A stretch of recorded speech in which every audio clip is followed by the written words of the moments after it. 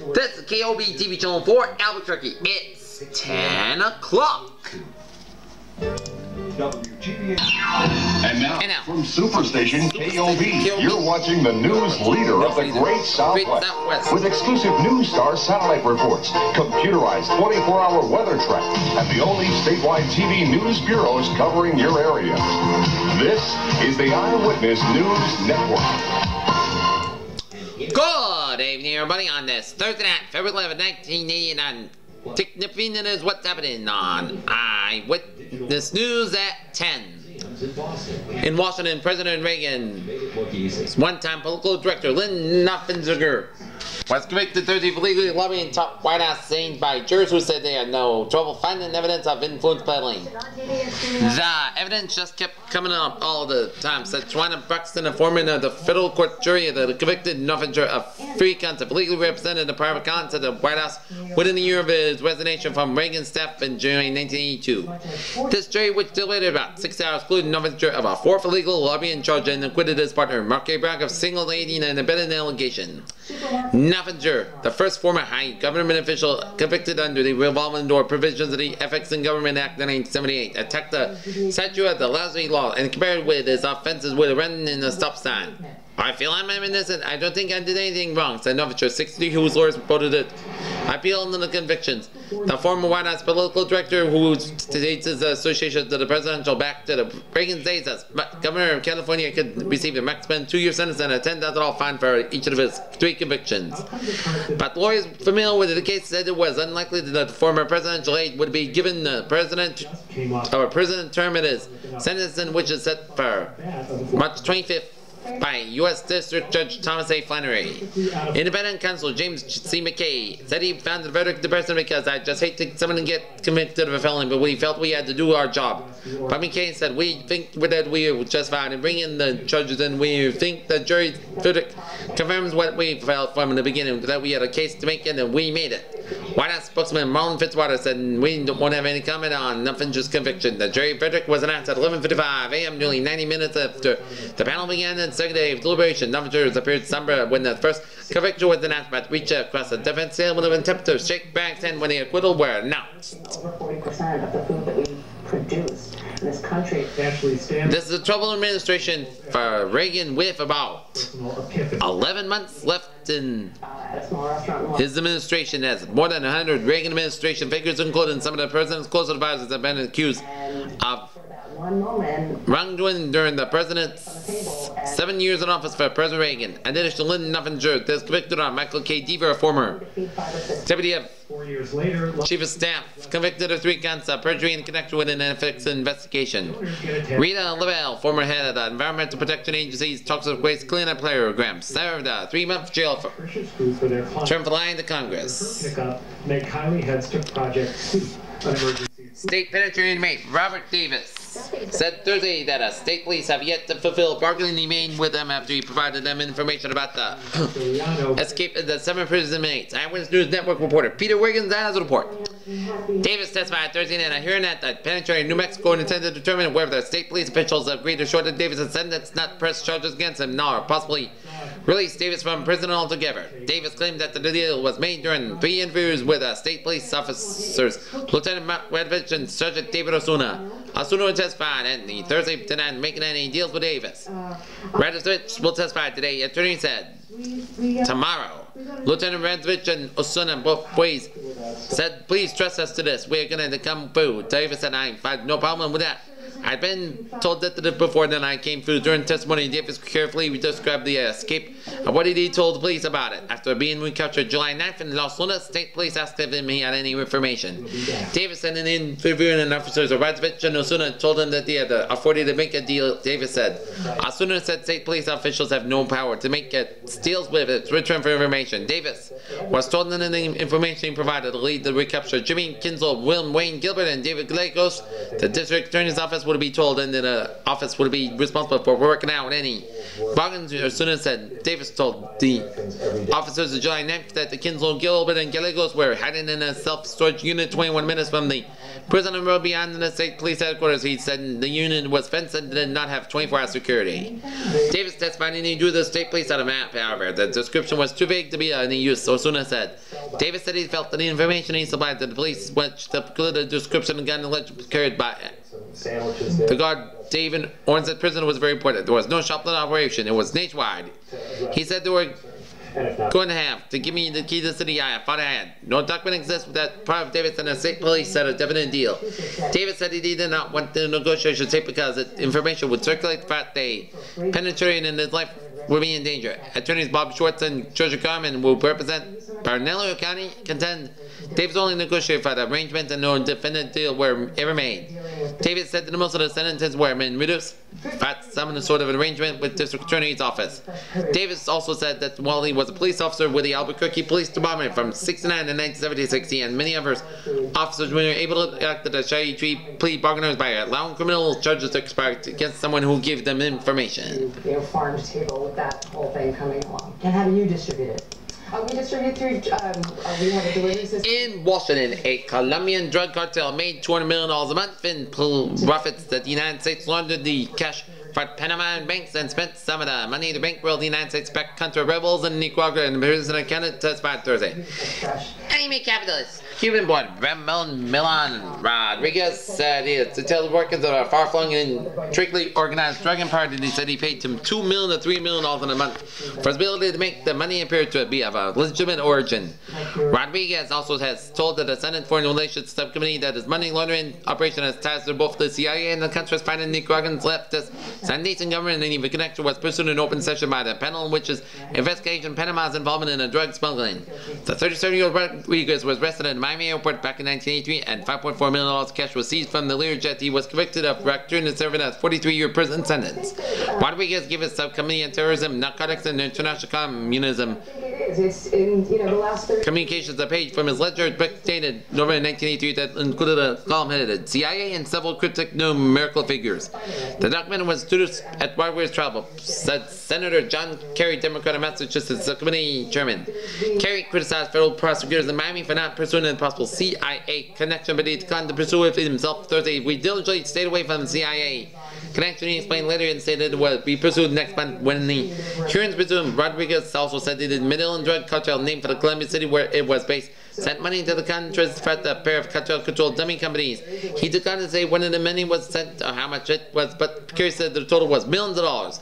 The money was not traceable to the cartel because we are experts on what we do. Rodriguez said as for the Contras, when we did it with drug money, he implied that the Contra peasant in the field did not, but the men who contacted me did not. He declined to say where the men were, and Kerry said that the subject would be pursued later. Rodriguez said he was born in Havana and came to the United States in 1959 after Fidel Castro took over in Cuba. I got these in the dumpster last night. The USS Santa Fe will ply the world's oceans once again, this time as a nuclear attack submarine. The Navy announced Thursday that the keel lane of a USS Santa Fe SSN 763 first step in construction is scheduled for December 24th at the Electric Port Division in General Dynamics in Groton, Connecticut. Navy officials said the $600 million submarine, one of the three to be built by Electric Boat, is scheduled to be launched in December 1889 and commissioned in the U.S. Navy field in November 1991. The name USS Santa Fe was taken off the Navy's roll in 1959. The original USS Santa Fe was a 12,000-ton light cruiser, launched in 1942 and served as the Pacific Ocean during World War II, entering 13 battle stars. It's very surprising that they're not actually in the business of feeding people. The ship, nicknamed the Lucky Lady because it escaped damage in numerous battles, was commissioned in 1946 and scrapped in 1947. In August 1987, U.S. Senator Jeff Bingaman, Democrat in New Mexico, Navy Secretary James Webb asking to name Santa Fe assigning one of the new ships planned by the U.S. fleet. Bingaman was delighted with the Navy's acceptance of the name. An American medical team said Thursday that Israeli soldiers are simply beating Palestinians in epidemic violence in the occupied lands, and injuries are frequently more disastrous and disabling than gunshot wounds.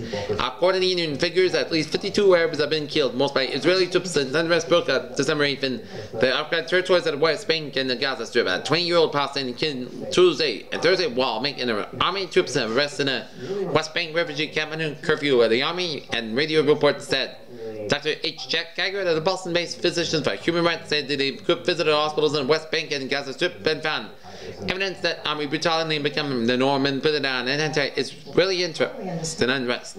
Scattered anti-Israeli protests occurred Thursday in the Israeli Arab region village of Taibi near Tel Aviv in the northeast of Jerusalem in the West Bank city of Ramlish, the army and police said. In Tel Aviv, 10 Palestinians were arrested after protesters smashed windows of homes, stone cars, and beat 2 Israeli drivers of a new delivery van, police said. On a political aid side, Aide Yitzhak Shamir said Thursday that the Prime Minister opposed to 2 key elements of U.S. peace initiative and is preparing an alternative proposal to be presented in Washington next month. The U.S. plan calls for an international conference in April to begin talks on an interim solution in Israeli-occupied territories based on Palestinian self-rule negotiations on a final settlement of Arab-Israeli conflict will begin in December regardless of the outcome of the autonomy talks. Shamir opposed an international conference and rejected the proposal timetable for the talks. Yet Yossi Ben-Haran, director of the General and the Prime Minister Office, in an interview with Israel Radio in reports of beatings, Gagarelli, State University of New York, said we control medical evidence on an uncontrolled epidemic of violence in the army on a scale of severity that might not be clear to the public. There were war much that we have seen with me regarding the atrocities, he told reporters. An army spokesman said the doctors reported militant and denied the military had a policy of beatings to punish Palestinians. That policy is be used first to disperse a violent demonstration, he said. He said cases that excessive beatings that occurred in the past and have been investigated and that's been brought under control. Geiger and 3 other U.S. doctors spent 1 week visiting hospitals in the West Bank, Gaza Strip, and Israel on a mission organized by Physicians for Human Rights. At Gaza City Chief of Hotel on Wednesday at the hospital, an Associated Press reporter accompanied the doctors into a in-depth focus report online. Just visit WGBH. A ward filled with dozens of Arabs with beating injuries and gunshot wounds. A passenger doctor showed up to the group of wooden trenched middlemen that it was cracked in half. He said Israeli soldiers broke in while beating a 75-year-old Arab man.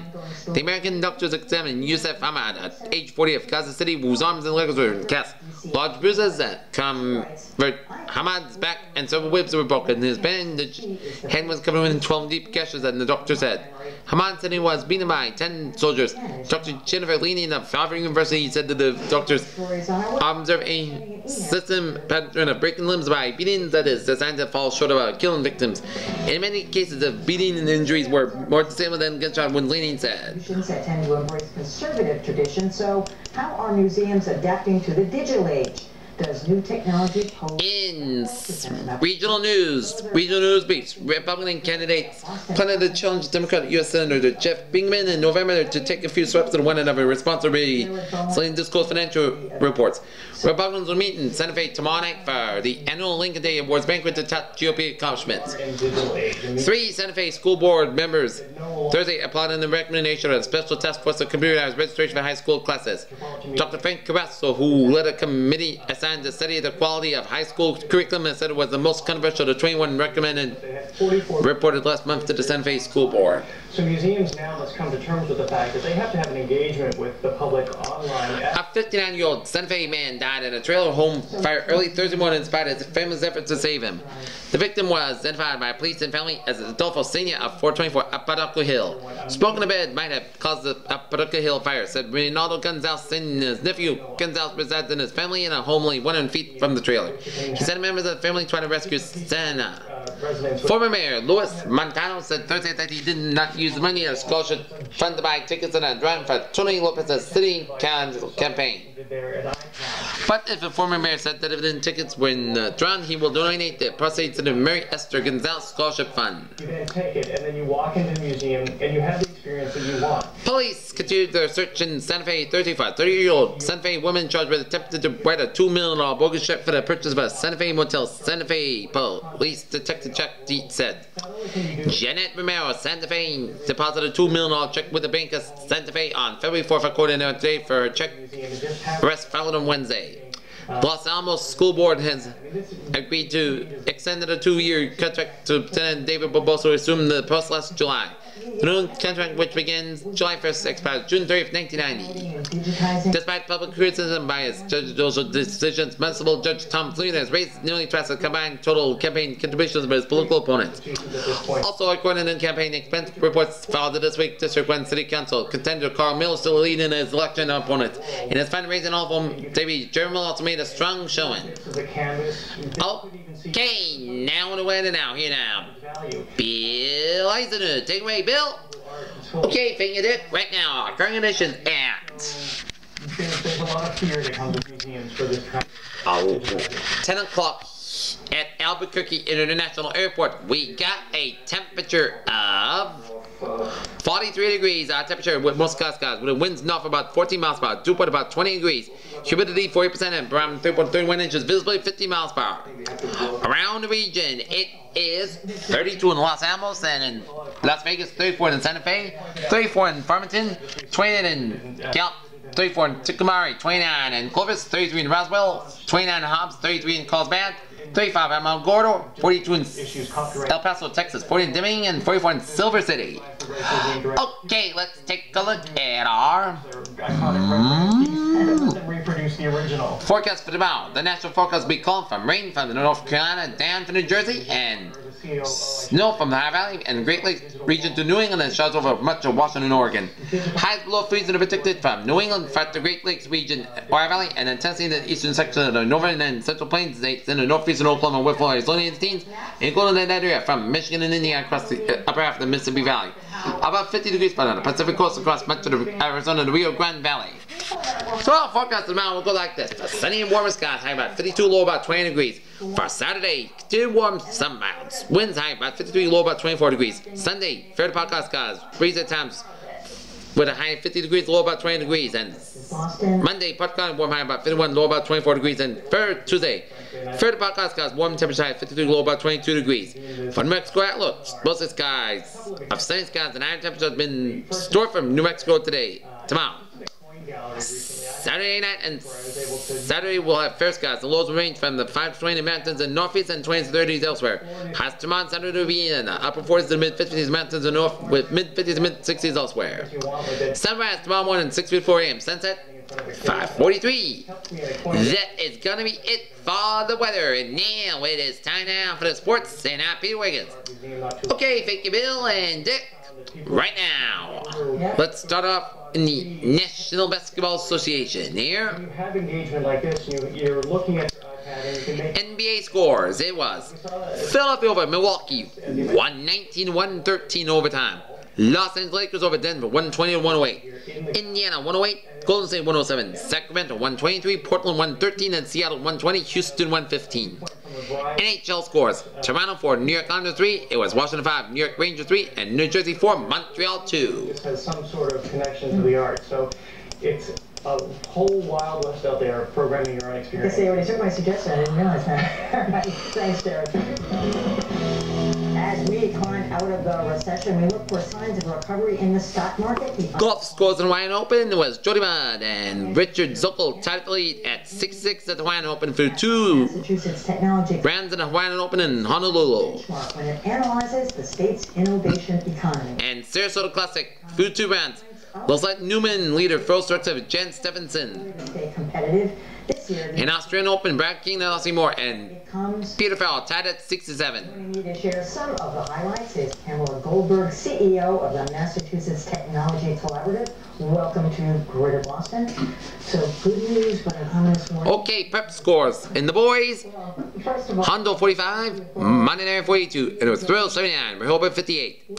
In the girls, Uni 68, Hobbs JV 57, Montana 49, Hondo 45, Senate Faye Prep 49, McCurdy 46, Wetton 49, Hoyland 39, West Mesa 45, Highland 44. Every year, last 7 years, Massachusetts has been the #1 state in the country in innovation, and so we're very proud of that, and we continue to find ways to...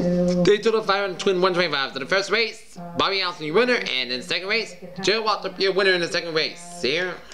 40% of our economy is in innovation, so 40% of the jobs in our Commonwealth are in innovation. In Urbana, Illinois, the University of Illinois admitted the football recruiting violations during the tenure of former coach Mike White was placed on probation Thursday by the NCAA but received no major penalty. The NCAA Committee on Infractions said Illinois would be on probation until July 1st of '89 and must submit to internal audits on the football program. A ban on bowl playing next season would be imposed but be suspended. What we are left with it is never that a week could cause any difficulties during that period, said UI Chancellor Morton Ware, noted that Illinois regularly performs such audits. Also, we have to be extra careful. We should be at all times. Ware said. The NCAA praised Illinois for quickly investigating the alleged infractions and revealing additional violations found during its internal public acceptance White's resignation. It said that the bowl ban will be lifted because the university moved decisively in a public manner. Make clear that the improper conduct of coach and staff members of this course was intolerable. Most of the violations were minor in nature and do not reflect the pattern of conscious wrongdoing that achieve a competitive advantage, the NCAA letter to the university said. The most serious infraction involved the payment of about $100 by former recruiting coordinator Rick George to Texas high school receiver Hartley Dex in 1985. The case enabled Texas stay in a hotel where the NCAA noted it would be away from rival college recruiters. Where said the NCAA considered the situation as serious, so the so-called death penalty begins now and will be ratified for 5 years. That will mean another serious infraction could lead to punishment and temporarily end Illinois football. John McVeigh, who previously led Wake Forest with the Kansas City Chiefs, was hired February 3rd to concede why. And the Florida State University President Bernard F. Slinger said Thursday that the NCAA has been a preliminary inquiry into the schools and athletic department. The NCAA will use a field investigation to determine whether possible violations occurred and whether there is sufficient reason to begin an official inquiry, Slinger said. We are not aware of the specifics of this time and in no particular sports that violations have been mentioned, said Slinger. The news of the official NCAA inquiry comes 1 week after reports that athletic department officials were being remunerated for promotional work, but Slinger's knowledge and that Associate Athletic Director Bob Quinn was paid $3,000 to negotiate these agreements. The production in California versus here, and we have a population of 6 million. The Brigham Young University Cougars defeat the Wyoming Cowboys 78-6-10 as they tighten the grip on the Western Athletic Conference. New York Kirby Puckett, Eric Davis, and Tony Fernandez settled their arbitration in cases Thursday and doubled their salaries, and St. Smith lost a case to Atlanta Braves as the arbitration field dropped to 27. Puckett fourth in the American League with a .332 batting average, wearing about $1.090 million from Minnesota, 157% increase from the 1970 salary of $425,000. Davis fourth in the National League with a 37 homers to get $899,000 from Cincinnati, a 172% increase from last season's salary of $338,000. Fernandez seventh AL with a .322 average increase to $875,000 from Toronto, a 119% increase from his $400,000 salary last year. All three were eligible for arbitration for this time. Also turned Thursday where Larry Sheets, who agreed with a 2-year contract with Baltimore for between $1.1 and $1.2 million. Mark Davis, who agreed to a 2-year contract with a San Diego Rick Orton to split the difference with the Chicago White Sox and settled for $32,500. Smith, the 7 and 9 players went to lose this month, were awarded a $450,000 arbitration. John Sands instead of the $550,000 he wanted. Smith made $250,000 in 1987 when he was 15-10 for Atlanta. The second most wins in the NL left-hander is .409 there, and an amateur was the highest in his career. Gary Rittis of the White Sox said that his case for Thursday. Andre Dawson, Chicago Cubs will take on his case before arbitrator Stephen Goldberg of Friday in Chicago. Dawson would be the first player to ever $2 million arbitration hearing. The Cubs have offered him $1.8 million, and Dawson would have made $700,000 last season after signing a blank contract. Puckett, who had 28 homers and 99 runs batted in last season, was scheduled to have disputes heard Thursday when his agent, Ron Trier, settled with Twins general manager Andy MacPhail on the way into the hearing. Puckett, a 26-year-old outfielder, can earn an additional $120,000 in incentive bonus as he had been asked for $1.3 million. The Twins had offered $93,000. Davis, an outfielder with batted .293 with 100 runs batted in, 50 stolen bases, and a slugging percentage of .593. Second in National League, he earned an additional $110,000 incentive bonus. Davis abandoned it. That's going to $1.5 million, and the Reds been offering about $750,000. Fernandez won the Gold Glove shortstop in 1987 and 5 homers and 6 runs batted in. He missed the final 10 days of the season with a fractured elbow and after a hard slide at second by Detroit's Bill Madlock. Fernandez had seeking a $940,000 arbitration. Turned around and offered $737,000, but began to increase its offer on Wednesday, according to John Devermosa, Fernandez agent. They made a substantial increase yesterday, and since then was waiting to the ever Devermosa Thursday. Fernandez can make $75,000 incentive bonus, so you can get $50,000 if he is selected to start in the All-Star game and make $30,000 selected to the team. Fernandez gets $25,000 if he wins the Golden Glove again. Sheets in 9th in the AL betting with 314 average, more than triples at 87 salary, $145,000 for the first time in my career. I have a sense of peace knowing what my current contract is going to be. Sheets said, Santa Fe's husband and wife team of Brad Davidson and Debbie Halfway are two out of the more than 400 people expected to participate in a 5th annual Matt Taylor Winter Quadruathlon in the Grandstand Saturday. By name Halfway, nor Davidson admit there being a wee bit tapped despite the fact they were both the day is over and they will have bike and run and skiing and snowshoe more than 50 miles up and down 11,301 foot mountain in unpredictable New Mexican weather conditions. In fact, they look forward to the Grill Adventure. The 4-segment race begins and ends at Best Western and Grant, with Soul sitting the road at 9 a.m. and the team members started an hour later. It's a 15.5-mile bike ride, then a 5.5-mile run followed by 3 miles or so of cross-country skiing. That's followed by finally a couple of miles of snowshoeing up to a 19% grade to the summit. All the race officials transport the skis up and down the mountain. The participants have been carrying their running shoes while bicycling in their snowshoes while skiing up the mountain. Both said they are better prepared for this year's event than they were a year ago when they had traveled to Grants to tackle the highest mountain in northern New Mexico. In northwestern New Mexico, it's a challenge. The last year it seemed like a crazy thing to do, but I caught the bug, and this year I'm approaching it more intelligently, the 39er Davidson said. His most cerebral approach includes 3.5 months of training, including 2 more hours a day, 4 days a week on a stationary basketball machine and a skiing machine. And Davidson man visually in his performance Saturday, something that he hopes to get him up and down the mountain in less than 6 hours.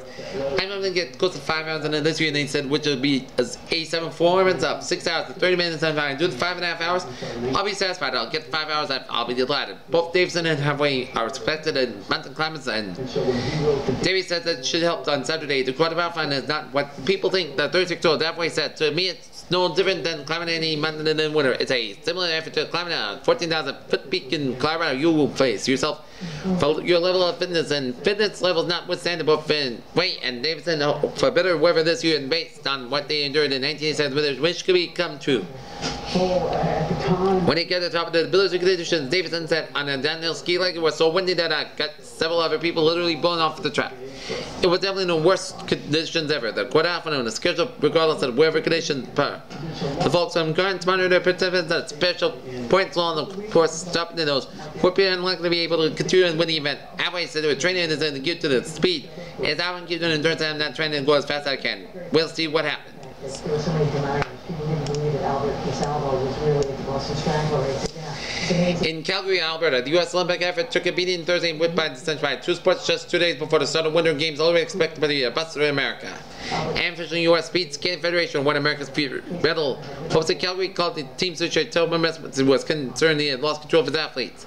And official bobsled team, which had not expected to win any medals, anyway, reacted angrily to accusation by Don Levine and was cut to make room for football player Willie Goff. We certainly don't want any more negative publicity, said U.S. Bobsled Federation in it. David even said, calling Levine a bad sport. The International Olympic Committee on Thursday agreed to request from the team and the U.S. Olympic Committee to reinstate Levine. Both Levine and Goff are alternate. All this was going on Thursday while a Swiss skier, Perman Zurbriggen, dominated training for the men's Olympic downhill with never end, to which Americans are expected to do poorly. The crowd church-going Swiss kept to the 2nd straight day of time trials for the downhill despite skiing. With a bruised left leg and temperatures had risen 56 degrees over 24 hours because of warm Chinook wind. Perhaps I'm surprised that tough to see Americans winning more than 4 or 5 medals here, and the most coming from speed skating and figure skating. 4th all-time low for America in 1924 to the first Winter Games in Chamax, France, and 1936 in Garmisch, Patrick in Germany. American set medal work was for 12 in 32 in 1988 Lake Placid, New York, and they were 8 medals in Sarajevo 4 years ago. American figure skaters arrived in Calgary Thursday, among them the 2 former world champions, Debbie Thomas and Brian Patano, even one will win a gold medal. On expected Thursday afternoon, 1,295 of the 64 athletes expected here registered. The speed and skating match began when David Cruikshank of North Bergen, Illinois, was told he would not be racing in the Olympics, even though he won the 1,000 meters in the U.S. Olympic trials. Cruikshank had a meeting with the U.S. Olympic Committee to try to settle his dispute over the selection process. We are 2 days before the Olympics, and we have no idea what our team is. It's really ridiculous. It's sad. U.S. speed skating coach Mike Cross said he could only force kids of 1,000 meters. His ending would be gold medal contenders Dan Jensen, Nick Devitt, Eric Flamin, and Tom Cushman. Cushman finished 6th in the Olympic trials in December. That skater Creek Shane and subsequent World Cup starting spots are awarded at discretion of coaches and team master. I won the Olympic trials and now I'm out. Jack Byrne, president of U.S. International Speed Skating Association, said the country highlights flaws in the selection system. We don't have control of it. This year it's doing this. Any good. It's a term as a disaster. Nobody knows what to do. Out in the week, Levine said he had been bumped from the team because officials were looking for publicity and naming Galt the Chicago Bears wide receiver with world-class speed. Levine's team was better than Galt. The team said he wasn't. Thursday, M. Galt Levine, a sports book, accused him, presuming that he was only one who made the sacrifice and comments to the team. And that's me, Eyewitness News Network on this February 11, 1988. Next time from Baton Rouge on Antique Roadshow. Criminally alongside Bill Afternoon Peters, and have a good night. And we'll see you tomorrow. Come back on Channel 4 will be the dance show with Giant Carson. Good night. See you tomorrow. Good night. And good day,